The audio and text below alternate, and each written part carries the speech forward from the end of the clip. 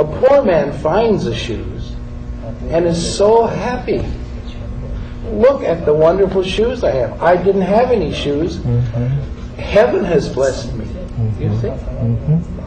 Now, the shoes have nothing whatsoever to do with happiness or unhappiness. It is completely the internal set of the sails of the individual.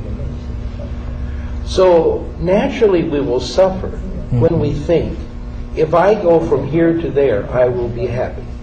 I am not happy here. And that is the clue. I am not happy here. And I will be over there. I may emigrate to the other side of the world.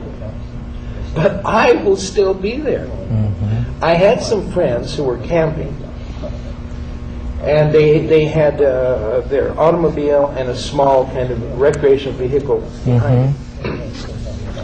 So they were going in these beautiful mountains, and they stopped at a place that would seem nice to have a picnic, and they got out, and there was this horrible smell. They couldn't define it. What was it? Well, we can't stay here, they said, so they got back. They drove a mile or two further. When they got out, same terrible smell.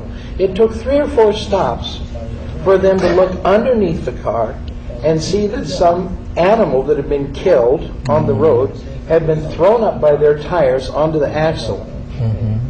And they were carrying it with them everywhere they went. I mention this because one of my good friends was totally miserable living in the Soviet Union. Made all kinds of efforts to get out. Finally did leave legally, and came to America and was utterly miserable, and came to me and said, I'm miserable. Shall I go back to Moscow? And I didn't feel qualified to answer a question like that, so I asked someone I felt was much wiser. And the answer was, she made herself miserable in Moscow. She makes herself miserable in America. She decides, miserable or not. So our problem is, in all life, not just modern life, when we have the child, we love the child, and we give it things. See the rattle? Do you like this little doll? Do you like it? See, play it, play it. And then it grows a little more, it walks, run, play. Then go to school. Learn facts, repeat the facts back to the teacher's happy, you get good grades. This goes on for years. For years.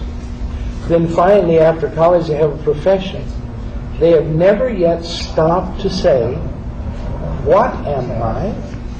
Who am I? Why am I? So naturally, there can't be anything but confusion. And confusion causes suffering. And, to get to the other aspect, if I have no concept of who I am, what I am,